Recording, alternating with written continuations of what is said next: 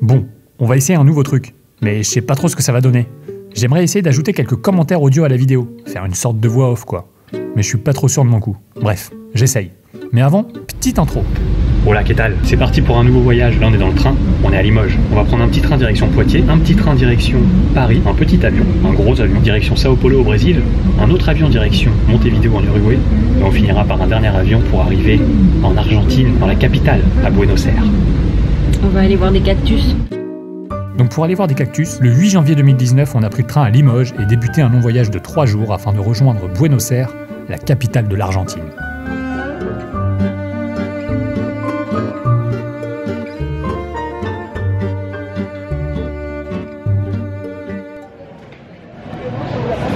Ça y est, on est arrivé. On est à Buenos Aires en Argentine. Oui, on commence bien en mangeant.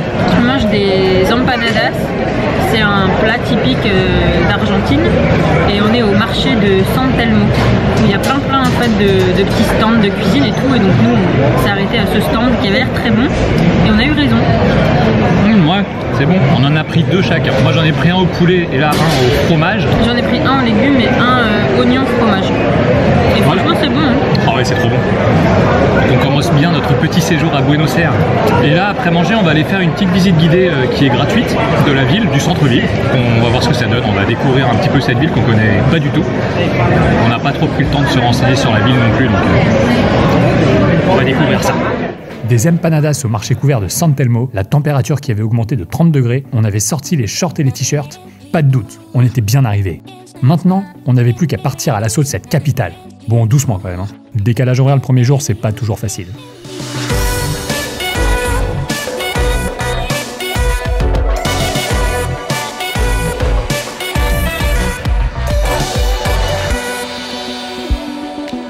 On a donc commencé tranquillement en faisant une petite visite gratuite du centre-ville. Elle, c'est notre guide, Loli. Puisqu'on était beaucoup, elle était obligée de parler dans un microphone pour qu'on l'entende. Le gratuit, ça attire du monde, surtout sous le soleil. Elle nous a appris des trucs cool sur l'histoire de Buenos Aires et sur son architecture. Ça, par exemple, c'est le Palacio Barolo. Il est divisé en 3 parties qui correspondent à l'enfer, le purgatoire et en haut le paradis. Pour monter en haut au paradis, donc, on est obligé de prendre un ascenseur qui s'arrête au milieu, au purgatoire, avant de prendre un autre ascenseur pour aller au paradis. Voilà, tout ça parce qu'on peut pas échapper au purgatoire.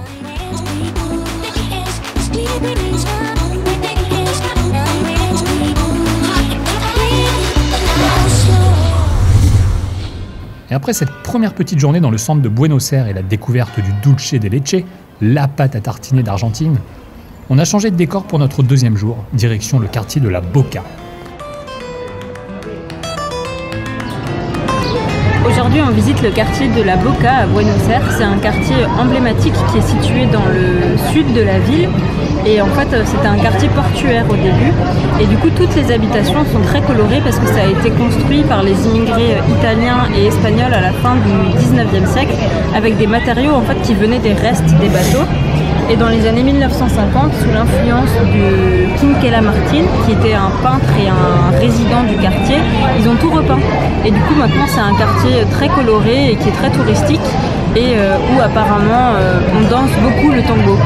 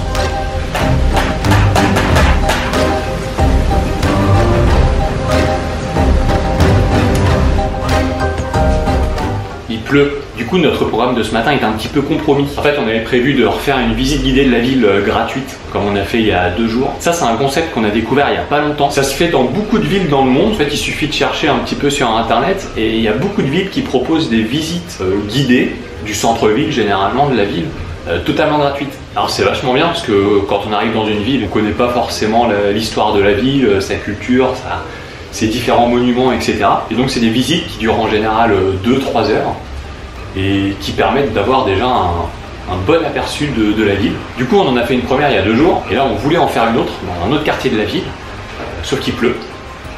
Donc on ne sait pas. On va voir.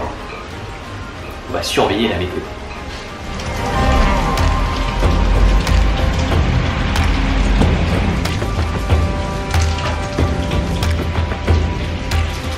On a trouvé un petit parapluie. Du coup, on va aller braver la pluie. On va essayer. La météo, elle est pas très claire. Je pense qu'on va avoir le temps de bien se faire tremper avant que la pluie s'arrête. Mais bon, ça se tente. Surtout qu'en fait, c'est notre dernier jour à Buenos Aires. Demain, on part. Donc si on veut la faire, cette visite, il faut la faire ce matin. On n'a pas le choix.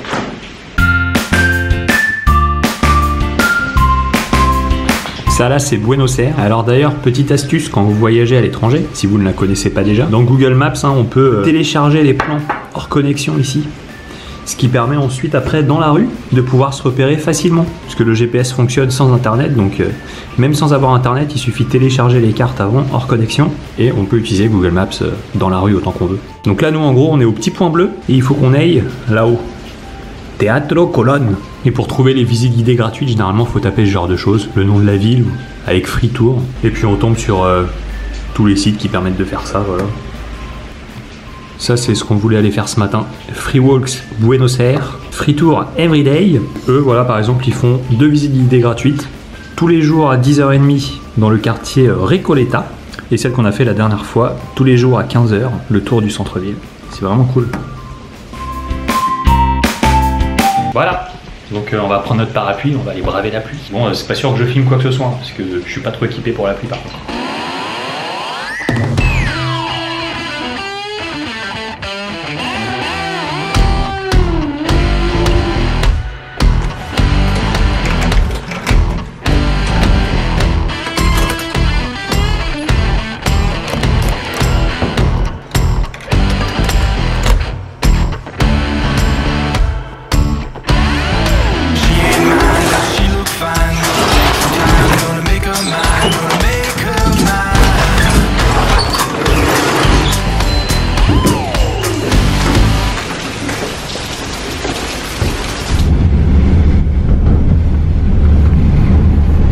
Ça y est, on est arrivé à la visite guidée. Il pleut un petit peu moins, ça risque d'être plus facile. Là, on est devant le théâtre Colón, El Teatro Colón. Bon, on va essayer de trouver maintenant notre guide. C'est normalement quelqu'un qui porte un gilet orange. On a vite trouvé notre guide orange et la pluie avait l'air de se calmer. On était prêts pour cette visite. En attendant qu'elle démarre, on est tombé sur cet arbre énorme. Il y en a plus de 600 dans la ville. Il s'appelle Phytolacca dioica. Je crois que la visite guidée va commencer. Allez, cet arbre, il est vraiment trop beau. Il est immense. Bon, allez, on y va. Lost track of the forest through the trees, forgot what I was chasing. Spent so many nights living out at sea that my heart is gone vacant. Bon, du coup, vu qu'il pleut, on n'est pas beaucoup, on doit être une petite dizaine. C'est vachement intéressant. Ouais, il nous explique beaucoup l'histoire du pays avec l'architecture et tout. Et comme on est un tout petit groupe, on peut bien prendre le temps de bien entendre, bien comprendre et tout, donc c'est cool. Ça, c'est notre groupe.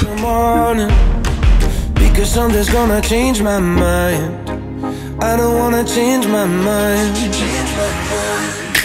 Oh, I wanna stay right here, chilling with my friends for another year. I would walk away from the spotlight for the good life. Il nous explique que la ville de Buenos Aires, telle qu'elle existe aujourd'hui, elle a surtout été fondée à la fin des années 1800, fin du 19e siècle. Les Argentins voulaient absolument montrer du progrès, montrer qu'ils avaient évolué, et donc ils voulaient copier l'Europe. Et donc on retrouve plein d'influences européennes dans toute l'architecture de Buenos Aires. Vers les années 1880, le maire il a décidé de raser la ville et de tout refaire avec une architecture européenne.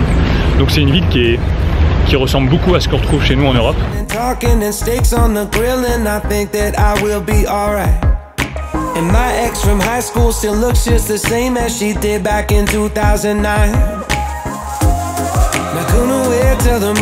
Alors la ville de Buenos Aires, elle est séparée en deux. Il y a le sud, c'est les quartiers plus pauvres où la vie est moins chère. Et plus on monte au nord, et plus la vie est chère, plus l'immobilier est cher, et plus on va trouver des maisons un peu plus luxueuses.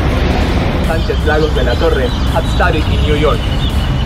So that's why there's another new aesthetic. It reflects it. Poetry, pain into power, enemies to friends, and your minutes into hours. I would walk away from the spotlight for the good life, for the good life. Ça y est, on a fini la visite guidée gratuite. C'était vachement bien. Ouais, on a appris beaucoup sur comment s'est construit en fait la ville au fur et à mesure des différentes époques. On a appris beaucoup de choses sur l'architecture de la ville. Et c'est donc en tant qu'architecte que l'on est parti découvrir quelques derniers recoins de Buenos Aires, en commençant par le centre culturel de la Recoleta, où on y a vu des murs pleins de couleurs, un mur sur lequel était peint un homme en costume marchant dans l'eau, un métro tagué au milieu d'une pièce, et Luan, assis sur des pneus. Ensuite on a eu faim. Moi j'aimerais bien manger, ça sent la pizza en plus. Donc on a mangé. Puis après s'être baladé toute l'après-midi, on a fini par El Ateneo Grande Splendide, un ancien théâtre reconverti en librairie. Plutôt original comme concept, non?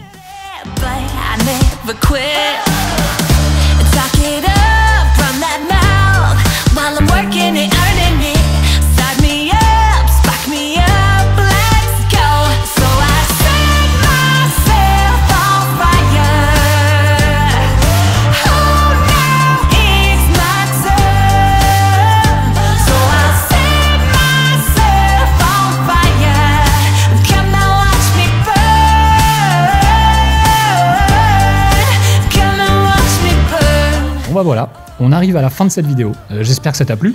Sinon bah c'est pas grave, peut-être que la prochaine te plaira plus. Et dans la prochaine vidéo d'ailleurs, on quitte la ville.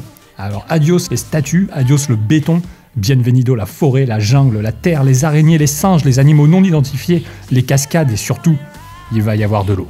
Beaucoup d'eau. Vraiment beaucoup d'eau. Mucha agua, comme dirait Rafael Nadal.